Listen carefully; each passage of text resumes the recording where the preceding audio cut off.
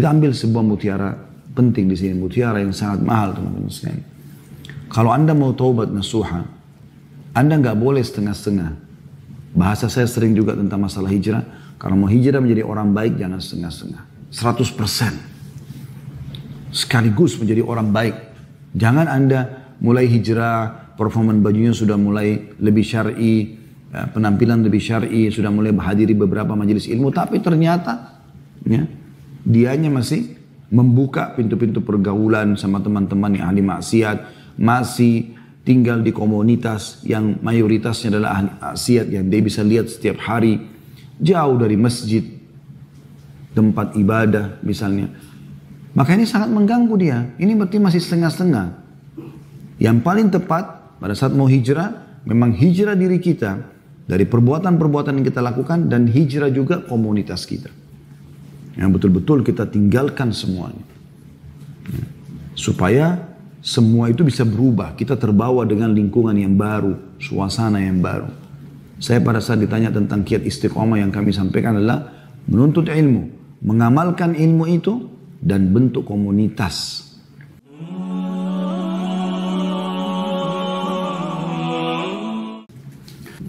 Kesempatan ini teman-teman sekalian melanjutkan bab baru yaitu jauhilah faktor-faktor penyebab kemaksiatan.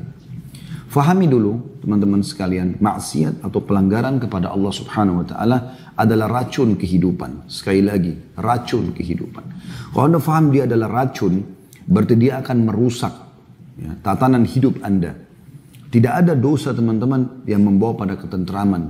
Tidak ada dosa yang membawa pada kemakmuran. Tidak ada dosa yang tidak mempermalukan pelakunya. Allah Subhanahu wa taala dengan kemahakuasaannya. Bukankah Anda biasa melihat koruptor, mungkin dia punya jabatan, dia punya nama, dia punya harta, dia bisa menyembunyikan dan merahasiakan strategi dia dalam mengatur korupsinya. Tapi bukankah Allah Subhanahu wa taala punya cara? Hanya dengan satu kejadian atau sebuah berita atau seseorang memberikan kesaksian, terbongkar semuanya, akhirnya disita seluruhnya, dia dipermalukan, keluarganya, istri anaknya terbengkalai, dan akhirnya terlilit utang. Dan itu bukan satu dua orang. Kenapa kita teman-teman tidak mengambil pelajaran dari para pelaku-pelaku dosa seperti ini? Masih saja ada orang yang mau melakukan yang sama, padahal akibatnya akan sama. Allah mengatakan, walan tajida li sunnatillahi tabdila. Kalian tidak akan pernah mendapatkan perubahan dalam peraturan Allah. Orang yang melakukan dosa, maka akan dihukum. Orang yang mengikuti pelaku dosa itu dengan perbuatan yang sama, akan dihukum yang sama. Tidak akan berbeda. Tidak akan ada perubahan. Orang yang patuh kepada Allah, diberikan kenikmatan. Para nabi-nabi, para orang-orang saleh dari sahabat Nabi Ridwanullahi alaihim. Bagaimana mereka adalah orang-orang yang tidak dikenal di Mekah. Mekah adalah sebuah desa yang kecil bagi penduduk dunia pada saat itu. Tapi dengan Islam, dengan iman mereka, mereka patuh kepada Allah, mereka akhirnya istiqamah. Allah SWT menjadikan mereka raja-raja dunia. Siapa yang kenal Abu Bakar, Umar, Uthman, Ali sebelum adanya Islam? Tapi dengan datangnya Islam, mereka akhirnya istiqamah dalam agama, akhirnya Allah jadikan mereka raja-raja dunia. Allah angkat kemuliaan mereka, Allah harumkan nama mereka. Nah, orang yang mengikuti jejak-jejak mereka akan sama akibatnya. Mereka akan bahagia, mereka akan tentram, dibukakan pintu rezekinya. Jadi fahami, kalau kemaksiatan kepada Allah racun kehidupan, dia untuk dikenali dan dijauhi, bukan dicoba dan dilakukan. Sekali lagi, maksiat kepada Allah SWT untuk dikenali dan dijauhi. Cukup kita tahu, oh mencuri itu begini, ya, minum khamr itu begini, oh ini dalilnya, ini pelarangannya, ini hukumannya. Oh ternyata orang kalau mencuri dipotong tangannya, orang kalau mabuk dicambuk sampai 40 dera. Orang kalau berzina sebelum nikah dicambuk 100 kali dan diasingkan setahun. Kalau sudah menikah dirajam. Cukup kita tahu. Tidak perlu kita sengaja mau mencoba. Mungkin saya lolos dari hukumannya. Tidak ada yang bisa lolos dari Allah Subhanahu wa taala. Tidak ada yang bisa lolos. Bahkan satu kebodohan kalau orang menganggap dia bisa lolos dari hukuman Allah Subhanahu wa taala. Anda bisa baca itu dalam surah Al-Ankabut. Tidak ada dalam buku kita. Saya akan coba bacakan surah nomor 29 dalam Al-Quran. Di ayat-ayat pertamanya ya. Dari ayat 1 kurang lebih sampai ayat 7-nya lah. Saya akan baca. A'udzubillahi minasyaitonirrajim. Alif Lam Mim. Ini huruf-huruf di awal Al-Quran yang Allah lebih tahu maknanya. Ahasiban nasu an yutraku an yaqulu amanna wa hum la yuftanun? Apakah manusia mengira bahwa mereka dibiarkan saja mereka mengatakan kami beriman sementara mereka tidak diuji? Jujur gak dalam imannya itu? Apakah mereka bisa bersabar dalam cobaan Allah SWT sebagaimana mereka bersyukur pada saat nikmat sedang ada? Ayat 3-nya, وَلَقَدْ فَتَنَّ الَّذِينَ مِنْ قَبْلِهِمْ فَلَا يَعْلَمَنَّ اللَّهُ الَّذِينَ صَدَقُوا وَلَا يَعْلَمَنَّ الْكَاذِبِينَ. Saya ulangi, وَلَقَدْ فَتَنَّ الَّذِينَ مِنْ قَبْلِهِمْ فَلَا يَعْلَمَنَّ اللَّهُ الَّذِينَ صَدَقُوا وَلَا يَعْلَمَنَّ الْكَاذِبِينَ. Dan sungguhnya kami telah menguji orang-orang sebelum mereka. Maka sungguhnya Allah mengetahui orang-orang yang benar dengan keimanannya dan sungguhnya juga dia mengetahui orang-orang yang dusta. Ayat 4, ini inti yang sedang ini saya sampaikan. Am hasibal ladina ya'maluna as-sayyiati ay yasbiquna sa'a ma yahkumun. Renungi baik-baik terjemahannya. Apakah orang-orang yang mengerjakan kejahatan, kemaksiatan itu mengira bahwa mereka akan luput dari azab kami? Perhatikan ayat ini turun dari 1400 tahun yang lalu. Amat buruklah apa yang mereka fahami itu. Tetapkan itu. Gak ada dosa yang tidak dihukum oleh Allah Subhanahu wa ta'ala.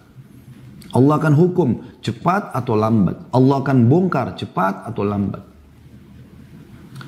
Ayat 5-nya, "Man kana yarju liqa'a Allahi fa inna ajalallahi la'at wa huwa as-sami'ul 'alim." Barang siapa mengharapkan pertemuan dengan Allah, dia mau masuk ke dalam surga di akhirat nanti, maka sungguhnya waktu yang dijanjikan Allah itu pasti datang. Kalian akan mati, kalian akan dibangkitkan di mahsyar, kalian akan menuju ke surga kalau beriman. Kalian juga akan menuju ke neraka kalau kafir, ataupun melakukan kemaksiatan yang tidak terampuni dosanya seperti syirik, munafik. Dan dialah yang maha mendengar lagi maha mengetahui. Ayat 6-nya, وَمَنْ جَاهَدَ فَإِنَّمَا يُجَاهِدُ لِنَفْسِهِ إِنَّ اللَّهَ لَغَنِيٌّ عَنِ الْعَالَمِينَ. Dan barang siapa yang berjihad, maksudnya di sini berusaha dengan kuat, maka sungguhnya jihadnya itu adalah untuk dirinya sendiri. Kalau dia sholat, dia puasa, dia paksakan dirinya bersedekah, melakukan haji dan umrah segala macam untuk diri dia sendiri. Allah tidak butuh dengan amal kita. Sesungguhnya Allah benar-benar maha kaya atau tidak memerlukan sesuatu dari semesta alam ini. Ayat 7-nya, "Walladzina amanu wa 'amilus solihati lanukaffiranna 'anhum sayyi'atihim wa lanajziyannahum ahsanal ladzi kanu ya'malun." Dan orang-orang yang beriman dan beramal soleh, ya, beriman diikuti dengan patuh mengerjakan ketaatan setelah itu. Benar-benar akan kami hapuskan dari mereka dosa-dosa mereka dan benar-benar akan kami berikan mereka balasan lebih baik daripada apa yang mereka kerjakan. Allah Subhanahu wa ta'ala tidak melihat lagi masa lalu kita selama kita bertaubat. Ini pembukaan tentang makna secara imaniah, ya, secara spiritual masalah kemaksiatan. Bagaimana kita memahami ini teman-teman sekalian agar jangan selalu menganggap remeh dosa itu. Seakan-akan dia tidak berefek. Bahkan teman-teman sekalian, umumnya dosa yang dikerjakan efeknya jangka panjang. Mungkin Anda berzina setengah jam saja. Atau 1 jam saja di kamar hotel. Sudah cukup Allah menghukum Anda setahun, 2 tahun, 3 tahun. Kegelisahan, ribut rumah tangga, susah punya anak, bangkrut usaha, segala macam hal. Efeknya hanya karena satu dosa besar tadi. Mungkin hanya dengan sekali ke dukun, melakukan sihir, cukup Anda hancurkan hidup Anda. Susah hidup. Anak jadi durhaka, cerai sama suami, cerai sama istri, atau ribut sama mertua, dan segala macam ribut sama tetangga. Rumah kebakaran tiba-tiba, banyak hal yang terjadi. Yang banyak manusia tidak mengambil pelajaran. Allah tidak akan pernah menghukum hambanya yang patuh. Sebagaimana Anda kalau kerja di satu perusahaan, menjadi seorang pegawai yang berprestasi, Anda tidak akan dikeluarkan. Tidak ada sebabnya. Kita bicara perusahaan normal, kalau perusahaan itu bangkrut beda. Tapi kita bicara normal, tidak. Pegawai prestasi akan disukai, bahkan akan awet. Saya waktu datang ke beberapa negara Timur Tengah, sempat diundang ceramah. Selain Saudi tentunya, karena Saudi biasa umroh haji. Saya pernah ke Emirat, pernah ke Qatar, pernah ke beberapa negara yang lain. Umumnya orang-orang kita di sana, subhanallah, saya tanya, Pak, sudah berapa lama di sini? 15 tahun. 17 tahun. Di satu perusahaan yang sama. Saya sampai bilang, apa tidak ada akad kerjanya? Dia bilang tidak. Selama kita bekerja baik, selama kita belum memutuskan akad kerja, perusahaan berpikir dipertahankan. Untuk apa ganti pegawai baru? Dan itu subhanallah fitrah. Itu fitrah, alami.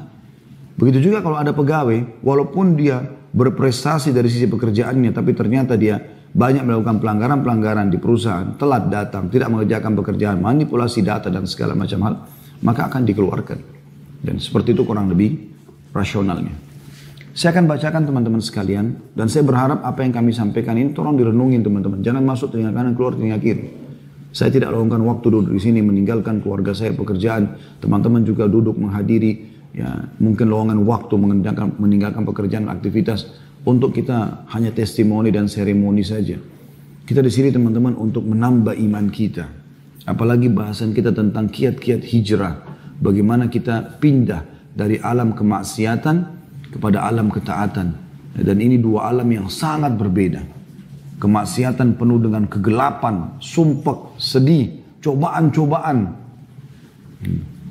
Dan alam istiqamah adalah alam ketenteraman.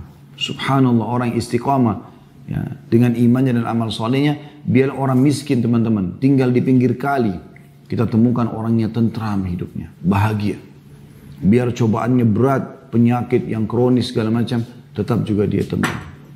Saya akan bacakan ditulis oleh penulis di sini di halaman 62. Jauhilah faktor-faktor penyebab kemaksiatan. Kata beliau, saudaraku, kaulah muda. Kenapa dikhususkan kaulah muda? Karena umumnya yang berbuat dosa adalah anak-anak muda.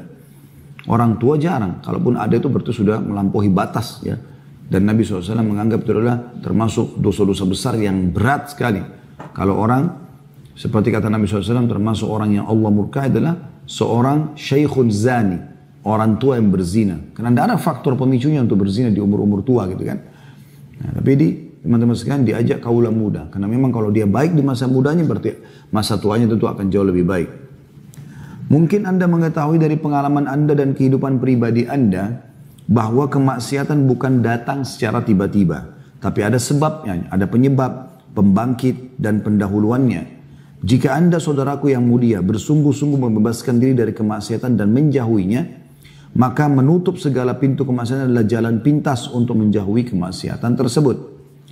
Pengertian itulah yang difahami oleh orang-orang yang disebut sebagai manusia paling alim pada zamannya, tak kala ditanya oleh seseorang yang telah membunuh 99 jiwa dan genap 100 dengan membunuh seorang ahli ibadah yang salah dalam memberikan fatwa kepada dia. Orang alim itu berkata kepada pemuda tersebut, "Na'am, wa may yahulu bainaka wa bainat taubah, intaliq ila ardi kadza wa kadza, fa inna biha nasan ya'buduna Allah, fa'budillaha ma'ahum, wa la tarji ila ardika, fa innaha ardu su'in." Atau ardu say'in dikatakan sini. Lebih tepatnya sebenarnya ardu su'in ya.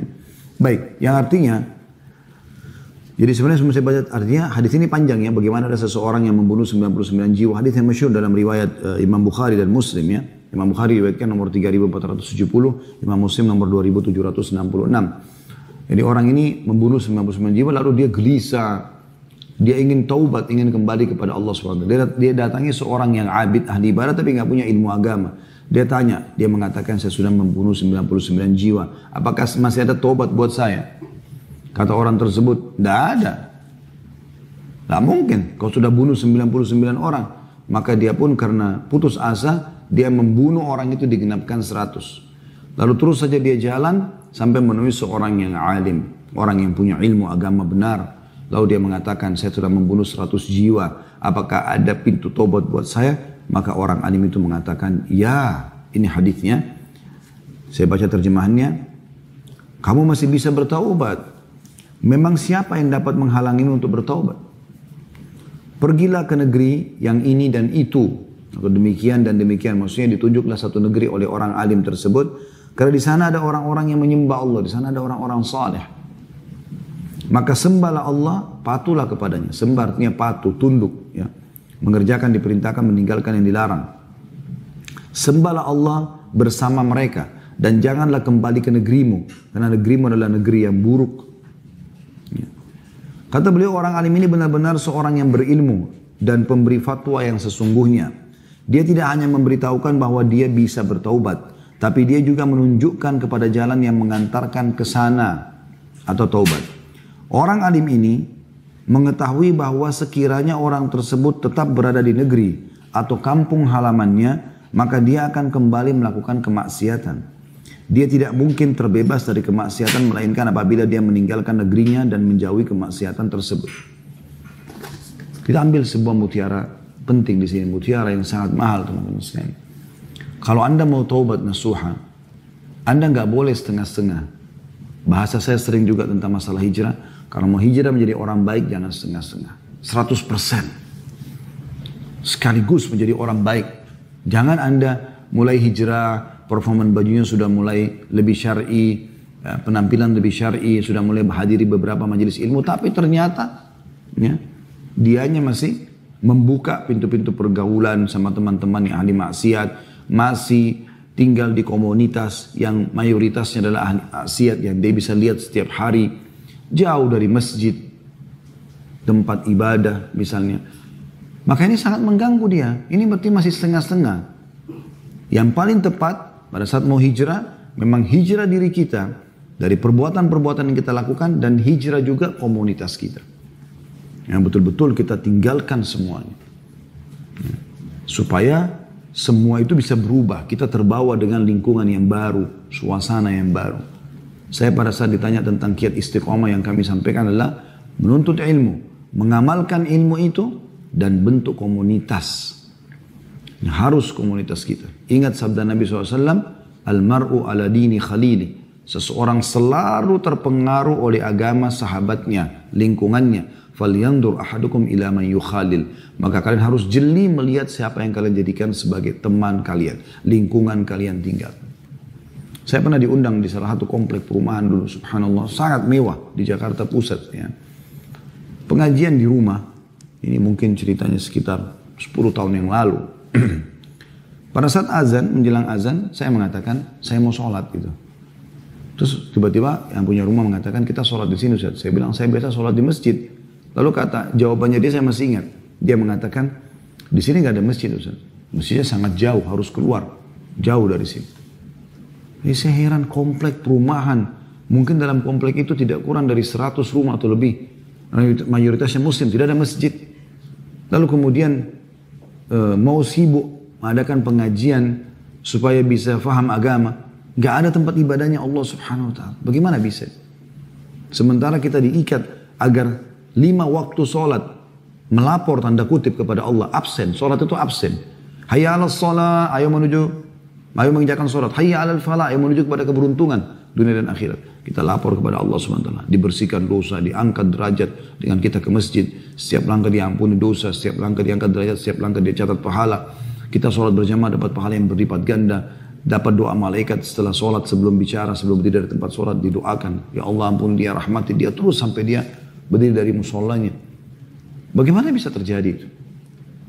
Jadi harus diikutin dengan hijrahnya semuanya. Saya temukan beberapa ikhwan dan akhwat kita begitu. Yang hijrah itu sebenarnya adalah performannya. Bagaimana dia ubah pakaiannya lebih syar'i. Jilbabnya sudah syar'i, bahkan pakai cadar. Tapi dia nggak mengubah perbuatannya, dia nggak hijrah dari perbuatan buruknya. Tetap saja ke dukun, tetap saja percaya dengan ramalan, tetap saja menggunakan mantra-mantra dan jimat, tetap saja di rumah bukan lagi menjadi seorang istri yang saleh, penyejuk hati bagi suaminya, tapi sosok orang yang memerintah suaminya, durhaka dengan suaminya, kufur asyirah, tidak lagi mengingat kebaikan-kebaikannya. Yang Nabi SAW mengatakan wanita ahli neraka adalah wanita atau paling banyak wanita masuk neraka karena mereka kufur asyirah. Artinya memungkiri kebaikan suami. Sampai kalau suaminya berbuat satu kesalahan, maka dia mengatakan, saya tidak pernah melihat kebaikanmu sedikit pun. Padahal sudah berbuat satu abad bersama 100 tahun sama dia, tetap aja dia bisa melupakan dengan itu. Itu ahli neraka dan tidak boleh muslimah yang hijrah seperti ini. Dia harus meninggalkan sifat ini karena sifat ahli neraka. Dia harus setelah hijrah menjadi orang yang betul-betul hijrah perubahan. Sikapnya pun senyum, ramah, merayu suaminya, menghilangkan letihnya, meringankan bebannya. Harus begitu. Seorang ikhwah pun begitu. Padahal tadinya dia biasa mabuk-mabukan, dia biasa narkotika, dia biasa ke diskotik, dia biasa berzina di luar sana sama sembarangan perempuan. Setelah hijrah bukan cuma performannya, bukan hanya jenggot dan pakaian. Dia harus pulang ke rumah dalam kondisi betul-betul. Dia memberikan hak istrinya, ya. Dia memberikan nafkah dari sumber halal. Dia bercanda dengan suami istrinya, dia berikan hak biologisnya. Dia berikan pakaian makanan yang terbaik, lalu dia nikmati yang halal itu. Karena kata Nabi SAW, kalau seseorang dari kalian bangkit syahwatnya, kalau seseorang dari kalian bangkit syahwatnya karena melihat wanita yang bukan mahramnya di luar rumah, kembalilah kepada istrinya. Karena istri memiliki apa yang dimiliki orang-orang tersebut. Artinya sama kemaluannya, tanda kutip di sini. Yang dia kalau lampiaskan, selesai, syahwatnya akan reda. Begitu juga anak pada saat hijrah. Berapa banyak orang yang hijrah, ya, anak-anak performanya berubah, tapi sikap perempuan tidak berubah. Dia setelah tidak isbal pakaiannya sebagai laki-laki, sudah berjenggot, sudah mulai akhwatnya pakai cadar, malah tambah durhaka sama orang tuanya. Dia ingin orang tuanya hijrah tapi kasar. Sementara Allah mengatakan orang tuamu kafir atau beriman sama, wala taqul lahuma uffin. Jangan pernah ucapkan kalimat walaupun orang tua kafir, apalagi orang tua beriman, muslim. Dia sudah nonton sinetron selama 30 tahun, Anda tiba-tiba hijrah dalam 1 minggu ikuti pengajian, tiba-tiba mau matikan TV, ribut sama orang tua, nganggap mereka ahli neraka. Ini dari mana ini? Harus hijrah juga sikapnya. Justru harus lebih santun, lebih baik, dan lihat skala prioritas yang perlu diperbaikin mana. Tuduh orang tuanya orang kafir, ya, kasar dengan mereka, tidak memberikan wajah dan segala macam hal. Begitu juga orang tua yang sudah hijrah kepada anaknya. Selama ini Anda selalu sibuk dengan kegiatan di luar sana. Anak-anak juga butuh waktu untuk diberikan perhatian, untuk dididik oleh Anda. Selain guru-guru yang mengajarkan mereka, ajarkan mereka adab-adab. Mereka adalah amal jariah luar biasa. Saya duduk sekarang mengajar sini teman-teman, orang tua saya panen pahala saya. Semoga Allah ikhlaskan niat kita. Karena saya tumbuh dari ASI ibu saya. Saya bisa jalan juga dengan panduan mungkin beliau. Begitu juga ayah saya dari nafkahnya. Anak-anak adalah amal jariah terbesar. Kata Nabi SAW 7 hal yang akan terus mengalir pahalanya bagi seseorang setelah dia mati di kuburannya. Salah satunya, ya, selain ilmu yang bermanfaat, selain sumur yang digali, sungai yang dialirkan, juga mushaf yang dibagikan, anak soleh yang mendoakan dia. Buat anak-anak kita, ingat kita. Buat teman-teman kita pada saat keluar rumah anak-anak merindukan kita. Pada saat kita datang mereka sambut ayah gembira. Bukan sebaliknya pada saat kita keluar rumah mereka senyum, mereka gembira karena sosok tanda kutip macan dan orang kasar ini sudah keluar. Dan pada saat kita masuk ke dalam rumah mereka semuanya diam ketakutan seperti orang yang tinggal di sebuah penjara. Harus hijrah semua. Anda sebagai pemilik perusahaan, hijrah bukan cuma performannya, bukan cuma penampilannya. Tapi perbuatannya tidak berubah. Transaksi bank ribawi masih terjadi. Kemudian juga masih menunda-nunda haknya pegawai. Ya. Sementara Nabi SAW mengatakan berikanlah upah mereka sebelum keringatnya kering. Masih ditunda, masih segala macam hal. Gitu kan. Yang uniknya kadang-kadang masih mempekerjakan lawan-lawan jenis yang interaksi langsung sama dia. Misalnya sekretaris perempuan masuk berduaan ke dalam ruangannya dia. Ini jelas-jelas ikhtilat. Dan khalwat, ikhtilat artinya bercampur laki-laki perempuan, apalagi diikuti dengan khalwat berduaan saja. Yang kata Nabi SAW, kalau laki-laki dan perempuan berdua, yang ketikanya syaitan, siapapun Anda, sekuat apapun iman Anda, kan harusnya bisa hijrah 100% gitu kan. Transaksi yang haram, nota-nota, apa saja, manipulasi data, harus ditinggalkan semuanya. Hal-hal yang haram tinggalkan semua. Kalau pekerjaan perusahaan Anda haram, berhentikan. Berhentikan. Saya ingat dulu pernah ada salah satu jemaah kami umrah. Beliau punya asuransi dan itu sudah 37 cabang atau 38 cabang gitu. Tapi memang konvensional, benar-benar ribawi. Benar-benar penuh dengan gharar. Selama umrah dia konsultasi sama saya, mungkin ada 5-6 kali sampai 7 kali duduk sama saya. Alhamdulillah, setiap habis makan siang atau malam saya coba datang ke mejanya dan saya ingatkan lagi beliau. Ingat akhi, antum bertanya itu berarti gerakan dari Allah Subhanahu wa taala agar mau bertanya, dan sangat beruntung antum pada saat antum terima nasihat itu. Kalau antum bertanya hanya untuk saja iseng menunjukkan kepada saya pribadi kalau saya peduli nih, ternyata perusahaan saya tanyakan kepada ustadz, itu hanya akan menambah hukuman Allah Subhanahu wa taala. Kenapa? Karena Anda sekarang sudah tahu hukum, tambah nggak boleh.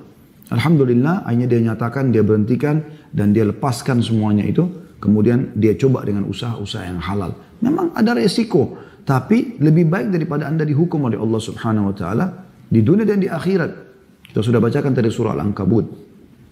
Anda sebagai pegawai sama.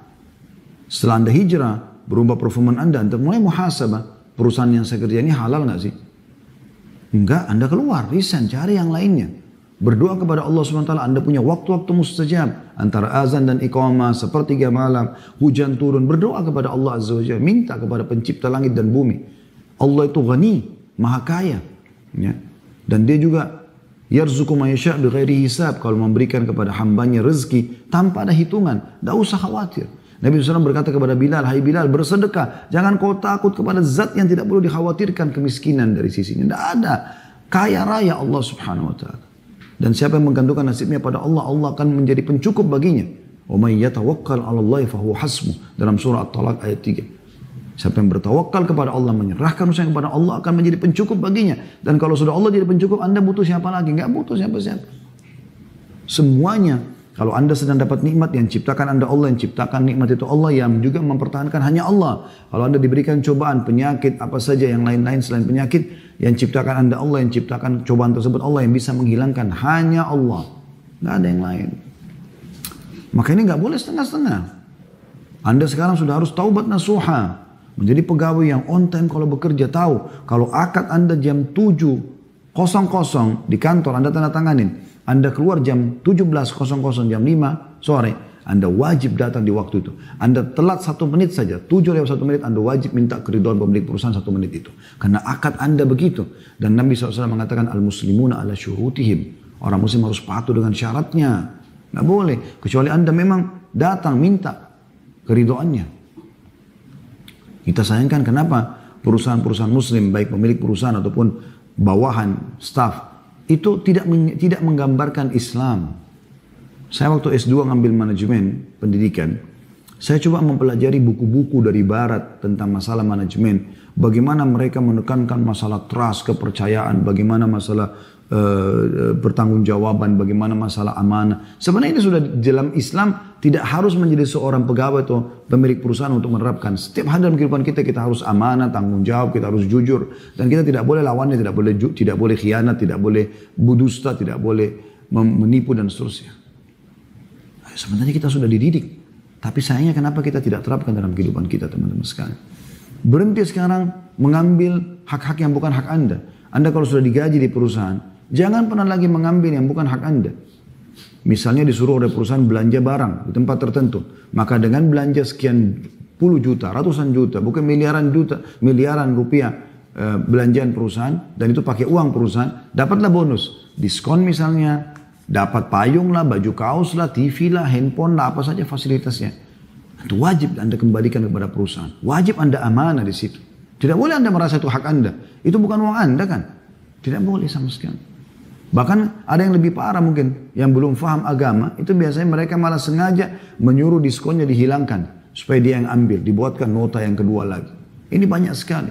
Tugas kantor, keluar kota. Betul-betul Anda bertugas di sana. Bukan Anda melaporkan tiket palsu, kemudian Anda ambil uangnya. Sementara Anda cuma telepon-teleponan sama vendor yang Anda harus datangi, misalnya di Surabaya, kalau Anda dari Jakarta atau di Semarang. Tidak boleh, amanah. Dan Anda dalam perjalanan tugas itu dapat pahala. Ini harus berubah semuanya. Jadi tidak boleh setengah-setengah dalam meninggalkan kemaksiatan, pelanggaran tersebut. Sebagai tetangga, berhenti menyakiti tetangganya. Sebagai teman, menjadi teman yang terbaik buat temannya. Yang penuh dengan loyalitas, penuh dengan royal. Ya, mentraktir mereka, menasihatin mereka. Kalau mereka mau baik, alhamdulillah, kita mencintai mereka karena Allah. Kalau mereka tidak mau berubah, kita tinggalkan juga karena Allah. Anda sudah ingat hadis atau masih ingat hadis Nabi SAW, 7 golongan yang Allah naungi. Hari kiamat tidak ada naungan kecuali naungan Allah. 2 orang yang saling mencintai karena Allah dan berpisah juga karena Allah.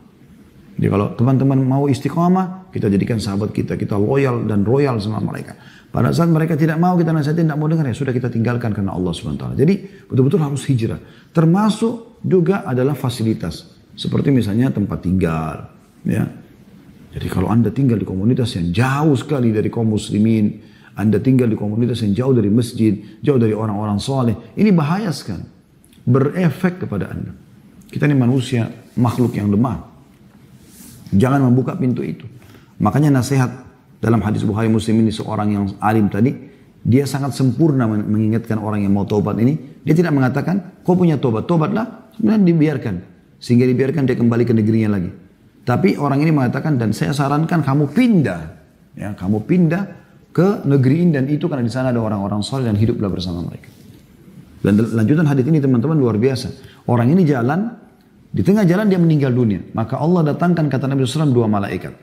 Satu malaikat rahmah yang biasa mengambil ruhnya orang-orang beriman, yang satu malaikat azab yang mengambil ruhnya orang-orang kafir ataupun ahli maksiat. Maka mereka ini berselisih pendapat. Siapa yang mengambil ruhnya? Allah pun mendatangkan penengah di antara mereka lalu mengatakan, coba ukur jarak. Kalau langkahnya lebih dekat kepada negeri yang dia mau tobat, mau hijrah, mau jadi orang baik sana, maka yang ambil adalah malaikat pengasih, ya, malaikat rahmat. Kalau lebih dekat dengan negeri dia yang dia berbuat maksiat, maka yang ambil adalah malaikat penyiksa, gitu kan? Maka Allah Subhanahu Wa Taala kata Nabi SAW, ya, mendekatkan negeri yang dia mau datang satu jengkal dan menjauhkan negeri yang dia datang itu satu jengkal sehingga diambil oleh malaikat rahmat. Bagaimana Allah SWT terima dia? Nah. Kata beliau Ibnu Hajar rahimahullah berkata, dalam hadis ini terkandung keutamaan pindah dari negeri yang di dalamnya manusia melakukan kemaksiatan karena biasanya dia kalah menghadapi hal seperti itu. Karena biasanya dia kalah dalam menghadapi hal seperti itu baik karena dia teringat dengan perbuatan-perbuatannya yang dahulu dan godaan untuk melakukan hal itu maupun karena keberadaan orang yang membantunya dan memotivasinya untuk melakukan hal itu. Karena itu sang alim yang dalam riwayat tadi terakhir mengatakan janganlah kembali ke negerimu karena negerimu adalah negeri yang buruk. Ini mengisyaratkan bahwa orang-orang yang taubat harus menjauhi situasi dan kondisi yang biasa dia temui pada saat melakukan kemaksiatan serta menjauh darinya secara keseluruhan. Ini di garis bawahi. Secara keseluruhan dan sibuk dengan selainnya. Diambil dari Fathul Bari, Syarah Sahih Bukhari, dinukil dari Ibnu Hajar di jilid 6 halaman 517 sampai 518. Kata beliau, saudaraku, ketika bertobat, Anda tidak harus meninggalkan negeri Anda. Karena jika tetap Anda lakukan, maka Anda akan selamanya menjadi pengembara, tidak bermukim. Tapi orang yang bersungguh-sungguh ketika merasa bahwa kemaksiatan senantiasa menggodanya, hendaklah dia berpikir panjang mengenai dirinya dan merenungkan faktor-faktor apakah yang menyebabkan saya terjerumus ke dalam kemaksiatan ini. Jika penyebabnya adalah berteman dengan si fulan dan bergaul bersamanya, maka hendaknya saya menjauhi sebatas kemampuan. Jika penyebabnya adalah menyepi dan menyendiri, maka hendaklah aku meninggalkan atau menguranginya semampu mungkin. Jika penyebabnya adalah keluar ke pasar, menonton televisi atau membaca majalah, maka keinginanku untuk meninggalkan kemaksiatan harus membuatku meninggalkan semua itu terlebih dahulu. Jika pikiranku mengenai kemaksiatan adalah bunga api yang menyala-nyala dalam diriku, maka hendaknya aku berpikir atau menjauhi pikiran ini dan menyibukkan diri dengan yang lebih baik daripada itu semua. Jadi kita coba lebih pertegas masalah ini. Hadis Bukhari yang menjelaskan tentang tadi orang alim menyuruh seseorang yang bertobat untuk pindah, itu karena ada beberapa hal juga yang perlu dititik beratkan. Orang alim ini mengetahui negeri orang itu memang penuh dengan orang-orang yang seperti ini, pembunuh, penjahat, dan bisa dikatakan minoritas sekali orang-orang soleh di sana. Maka si alim ini tahu kalau dia kembali orang ini ke negerinya maka akan jadi masalah. Nah begitulah keadaan kalau Anda berada di satu komunitas yang betul-betul semuanya buruk.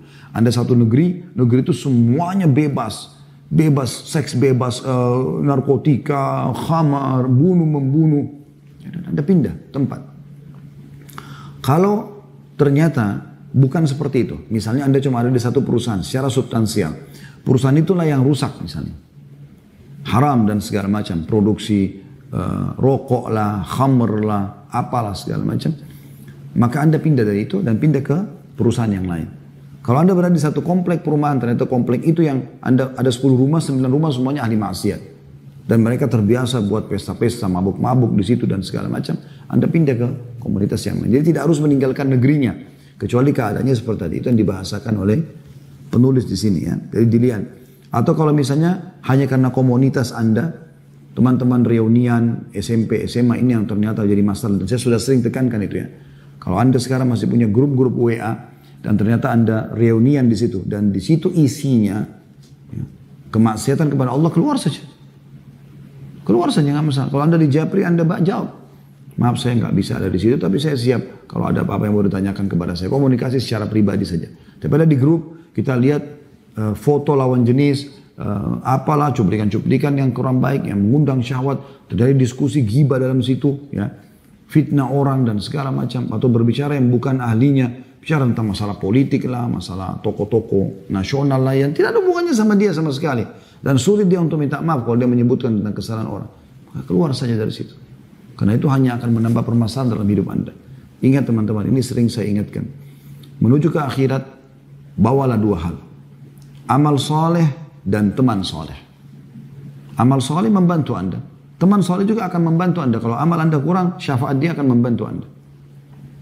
Disebutkan dalam sebuah riwayat, nanti akan ada orang dikeluarkan dari neraka. Kemudian ahli neraka pada bertanya, setiap kali orang dikeluarkan dari neraka mereka saksikan. Siapa yang keluarkan orang ini? Apakah ada kerabatnya? Apakah syafaat dari para nabi-nabi? Maka dikatakan kepada mereka bukan. Dia memiliki seorang teman yang saleh yang masuk surga dan memohon kepada Allah dengan syafaatnya untuk menyelamatkan orang ini. Maka mereka berharap pada saat itu punya sadiqin hamim, kata Allah dalam Al-Quran.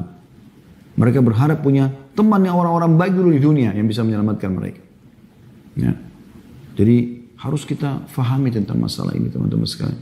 Kemudian jangan bawa dua hal. Jangan bawa dosa dan jangan bawa musuh. Nah ini banyak orang ini sibuk dengan musuh setiap hari. Gunjing orang, gibah orang. Tadi di grup itu membicarakan tentang orang-orang politikus. Bukan alamnya dia. Ibu-ibu lagi goreng tempe bicara masalah politik. Untuk apa gitu? Masalah untuk apa? Manfaatnya apa? Atau mungkin teman-teman di warung kopi bicara masalah politik. Siapa Anda mau bicara masalah itu? Bukan alam Anda. Melahirkan permasalahan. Kalau itu memang ada pada mereka aibnya, maka ghibah namanya. Sudah dosa besar. Kalau tidak ada pada mereka, maka fitnah namanya. Dan kita tugasnya selain kalau tobat, harus minta maaf kepada orang yang sudah kita zalim tersebut. Makanya Urwah bin Zubair rahimahullah pernah menasihati seorang anak muda yang mencaci maki Hajjaj. Hajjaj ini seseorang yang zalim betul di masanya dia. Ya, Perdana Menteri Khalifah yang membunuh semua orang yang tidak sepaham sama dia, walaupun untuk ulama. Dan ulama-ulama yang Rabbani yang luar biasa. Yang terakhir dia muncul adalah Sa'id bin Jubair rahimahullah, seorang ulama tabi'in yang masyhur. Yang jelas dicaci maki. Maka Urwah bin Zubair rahimahullah, ini anaknya Zubair bin Awam, sahabat Nabi yang mulia. Salah satu dari 10 yang dijamin masuk surga ya. Memegang tangannya sambil mengatakan, wahai anak saudaraku. Orang Arab kalau menghormati orang mengatakan, wahai anak saudaraku, maksudnya ayahmu pun saudaraku dalam Islam. Berhentilah kau membicarakan tentang Hajjaj. Karena kau dan Hajjaj sedang bersama-sama menuju kepada Tuhanmu. Semua akan menuju kepada hisab Allah hari kiamat. Dan ketahuilah, siapapun yang dizalimi oleh Hajjaj, pasti Allah akan memberikan hak mereka dari Hajjaj. Akan diambil pahala-pahala dikasih ke orang-orang ini. Kalau tidak cukup pahala Hajjaj, akan dikasih dosa-dosa mereka timbang kepada Hajjaj. Tapi jangan lupa, Allah pun akan memberikan kepada Hajjaj hak dari orang yang menzaliminya. Maka mulai sekarang jangan sibuk kau bicarakan aibnya orang lain. Padahal waktu itu Hajjaj seorang pemimpin yang zalim luar biasa. Tapi Urwah bin Zubair dengan keimanannya mengingati. Kau siapa? Kecuali kau bisa datang nasihatin dia secara langsung, lain. Atau kau doakan paling tidak. Tapi kau membicarakan menukil aib orang, artis fulan, tokoh fulan. Bagaimana caranya kita minta maaf? Udah selesai. Kita doakan semoga Allah berikan hidayah supaya kita tidak dihisab oleh Allah hari kiamat. Atau kalau bisa nasihat kita sampai, maka itu yang baik. Selanjutnya kata beliau, saudaraku ketika bertaubat, Anda tidak harus meninggalkan negeri Anda, saya ulangi tadi ya, karena jika Anda tetap, maaf ini sudah cukup panjang di atas, saya langsung sambungkan saja. Kata beliau, saudaraku yang mulia, dalam jiwa ini terdapat faktor-faktor yang mengajak kepada kemaksiatan dan syahwat yang senantiasa dilewati oleh saat-saat lalai, lemah, dan putus semangat. Jika Anda tidak menahan diri Anda dan menjauhkannya dari tempat-tempat kemaksiatan, maka nyaris ia akan mengalahkan Anda. Jadi ada memang saat-saatnya. Dosa itu teman-teman terjadi di saat kita lemah. Dan di saat kita lalai. Kayak lagi santai ya. Kapan Anda duduk banyak nonton TV? Di saat Anda lowong lakukan. Coba kalau Anda lagi sibuk. Maka Anda tidak ada waktu kadang-kadang untuk. Mungkin seharian bahkan ada orang seminggu. Karena padatnya kerjanya dia nggak bisa lihat handphonenya. Ya. Tidak sempat nonton YouTube. Tidak sempat mengikuti Instagram segala macam. Orang banyak maksudnya ini di waktu-waktu lowong. Kata beliau, tahukah Anda, seandainya seseorang memegang tali kendali hewan tunggangannya, padahal hewan tersebut melihat padang rumput di hadapannya, bukankah hewan tersebut akan menariknya ke sana? Bahkan mungkin akan mengalahkan dirinya. Sekiranya dia menjauhkannya, maka tentu itu lebih selamat baginya. Jadi artinya memang dia berusaha untuk menjauhi semua ya, faktor-faktor yang mengajak kepada kemaksiatan. Karena itu Rasulullah SAW berwasiat kepada para sahabat beliau ridwanullahi alaihim agar menjauhi pintu-pintu dan jalan-jalan kemaksiatan. Beliau bersabda kepada mereka, "Iyyakum wal julusa fit turuqat, Faqalu ya Rasulullah, ma lana min majalisina buddun natahaddatsu fiha. Faqala idh abaitum illa al-majlisa fa'atu at-tariqa haqqahu. Qalu wa ma haqqu at-tariqi ya Rasulullah? Qala ghaddul basari wa kafful adha wa raddus salam wal amru bil ma'ruf wan nahyu 'anil munkar. Janganlah kalian duduk-duduk di jalanan, nongkrong-nongkrong. Mereka bertanya para sahabat, wahai Rasulullah, kami nggak bisa meninggalkan duduk-duduk kami itu karena di sanalah kami berbincang-bincang. Jadi beberapa sahabat punya tempat-tempat sering duduk atau mereka kalau pulang dari masjid pinggir di jalan ngobrol-ngobrol dulu baru mereka pulang gitu. Maka kata Nabi SAW, jika kalian enggan dan tetap ingin duduk-duduk, maka berikanlah hak jalan itu. Yang kalian nongkrongin itu ada haknya jalan itu. Mereka bertanya, apa hak jalan itu wahai Rasulullah? Maka kata Nabi SAW menundukkan pandangan. Bukan malah jelalatan. Turunkan dari hal-hal yang Allah haramkan. Tidak mengganggu. Nah, apalagi sampai mengambil pungli dari orang-orang yang lewat, menakut-nakutin mereka. Menjawab salam kalau ada yang mengucapkan salam. Dan amr ma'ruf juga nahi mungkar. Menyuruh kepada kebaikan dan melarang dari kemungkaran. Diriwayatkan oleh Bukhari nomor 6229 dan Muslim 2121. Dan dari hadis ini lebih baik seseorang menjauhi duduk di pinggir-pinggir jalan ya. Tapi kalaupun harus ada hak yang harus dia berikan. Kata beliau maka renungkanlah semoga Allah merahmatimu karena duduk-duduk di jalanan dapat menyebabkan terjadinya perselisihan terhadap syariat dan kemaksiatan. Maka terlebih dahulu Rasulullah SAW melarang mereka duduk-duduk di jalan. Rasulullah SAW memperingatkan bahwa alasan pelarangan itu adalah mengarahkan pandangan pada apa yang diharamkan oleh Allah. Walaupun hak jalanan adalah menurunkan pandangan, tapi anda sudah juga setiap saat turunkan pandangan mata. Apalagi kalau lagi rame gitu kan. Rasulullah SAW berbicara kepada para sahabat beliau, orang-orang yang wara' dan jauh dari keharaman, maksudnya menjaga kesucian hubungannya sama Allah. Padahal pasar-pasar Madinah di dalamnya tidak ada wanita yang pamer aurat dan membuka wajah mereka. Bahkan wanita ketika berada di jalanan, dia melekatkan dirinya pada dinding di sisi jalan, disertai dengan menutup auratnya dan merasa malu. Dari Abu Usaid Al-Ansari radhiyallahu anhu, annahu sami'a Rasulullah SAW yaqul wa huwa kharijun minal masjid fakhtalata ar-rijalu ma'an nisa'i fi tariq. Faqala Rasulullah SAW lin-nisa istakhirna fa innahu laysa lakunna an tahquqna at-tariq alaykunna bihafati at-tariq fakanat al-mar'atu taltasiqu bil jidari hatta inna thawbaha la yata'allaqu bil jidari min lusuqiha bihi. Bahwa dia mendengarkan Rasulullah SAW bersabda saat beliau keluar dari masjid sementara beliau melihat kaum pria dan wanita bercampur baur satu sama lain di jalanan. Jadi ramai sekali gitu. Maka beliau SAW bersabda kepada para wanita, minggirlah kalian, sebab bukan hak kalian memadati tengah jalan. Hendaklah kalian jalan di pinggir-pinggir jalan. Maka saat lewat, setelah penyampaian ini, maka para wanita menempelkan diri mereka pada dinding, sehingga pakaian mereka tersangkut di dinding saking menempelnya dia dengan dinding tersebut. Hadis riwayat Abu Daud nomor 5272. Artinya bagaimana Nabi SAW memberikan peringatan, bukan malah seperti sekarang perempuan malah dengan pamer aurat, malah sengaja jalan di tengah jalan gitu kan. Nabi SAW memerintahkan mereka kalaupun harus keluar mereka di pinggir jalan sampai mendekati dinding-dinding rumah supaya mereka justru tidak menjadi fitnah bagi kaum laki-laki.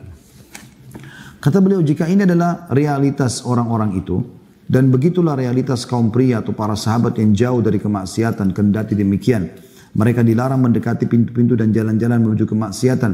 Lalu bagaimana halnya dengan kita? Orang-orang yang lancang bermaksiat, sementara pasar-pasar kita penuh dengan kaum wanita yang berdandan menor dan membuka aurat mereka. Oleh karena itu kalau anda tidak darurat, ya tidak perlu harus keluar. Pergi ke mall setiap hari hanya untuk mereka lagi membahasakan dengan cuci mata. Ini bukan cuci mata. Ya. Malah menambah kemaksiatan bagi mata tersebut. Perlu juga satu poin saya titik beratkan teman-teman. Allah Azza wa Jal akan menjaga ya, fasilitas yang Allah kasih ini. Dari mata yang melihat, telinga mendengar, lisan yang mengucap, hidung yang menghirup, ya, tangan yang menjamah, kaki yang melangkah. Lalu fungsi organ tubuh yang lain termasuk kemaluan segala macam. Allah akan jaga itu selama anda tidak gunakan untuk maksiat. Itu sudah fakta teman-teman sekalian. Dan tidak akan berubah masalah itu.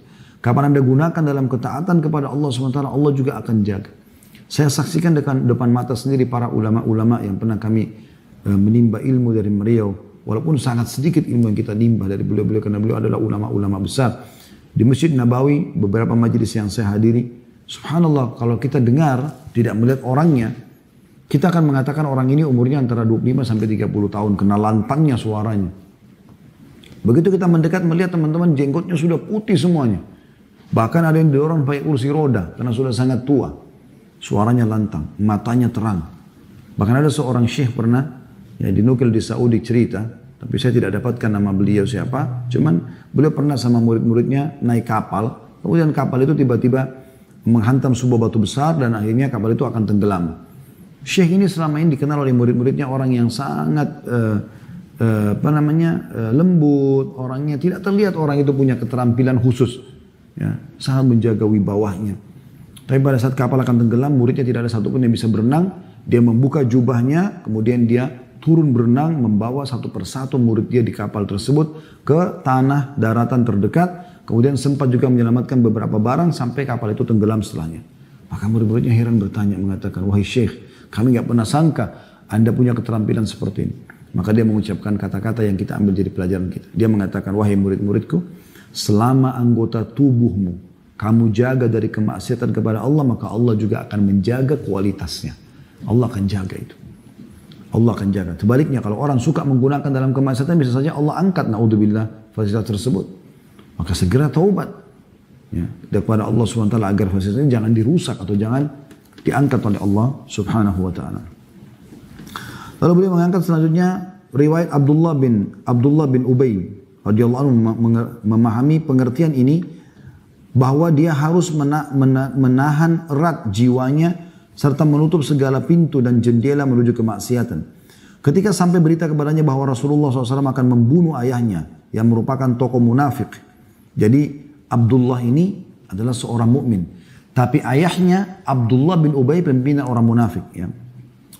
Maka pada saat terdengar berita Nabi SAW akan menghukum mati ayahnya karena kepala munafikin, dia datang kepada beliau seraya mengatakan, wahai Rasulullah, aku mendengarkan kabar bahwa Anda ingin membunuh Abdullah bin Ubay. Karena berita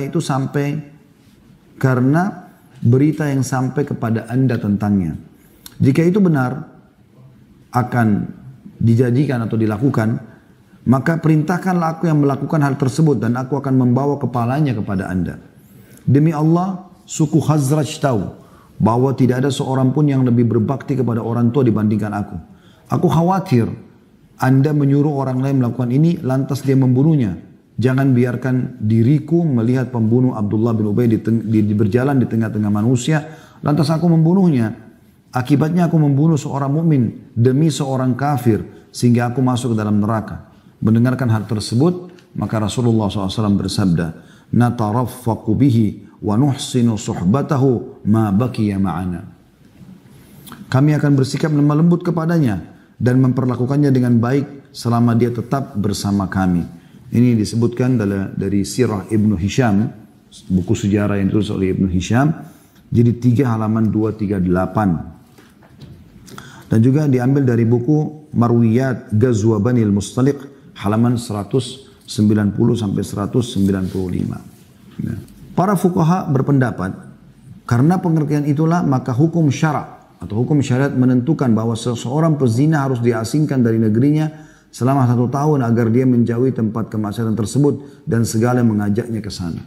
Jadi sebab kenapa pezina yang belum menikah disuruh dia untuk atau diasingkan setahun selain cambuk 100 kali, itu agar dia jauh dari komunitasnya, agar dia jauh dari komunitasnya. Dari kisah juga Abdullah bin Ubay ini kita bisa lihat, subhanallah, tidak selamanya anak itu mengikuti orang tuanya dalam keburukan. Karena banyak juga orang tuanya kafir, anaknya mukmin.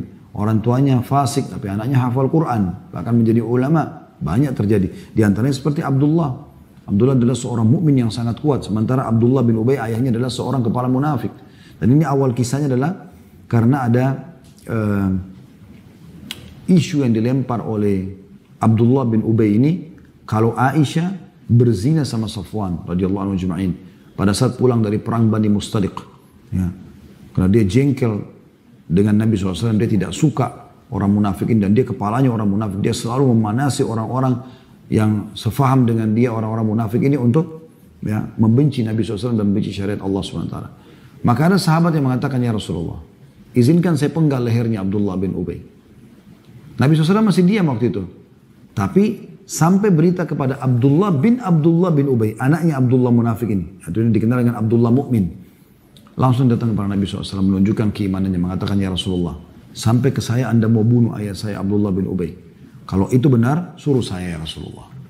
Artinya untuk menguji iman saya biar saya lakukan. Dan saya akan bawa kepalanya kepada Anda. Anda tinggal perintahkan saja. Kemudian saya tidak ingin orang lain Anda suruh, sehingga akhirnya nanti dibunuh oleh seseorang dan saya tahu pembunuhnya. Maka saya pun akhirnya bisa membunuh orang mukmin karena seorang kafir dan diakui ayahnya sebagai orang yang kafir. Maka Nabi SAW menunjukkan akhlak yang mulia pada saat itu.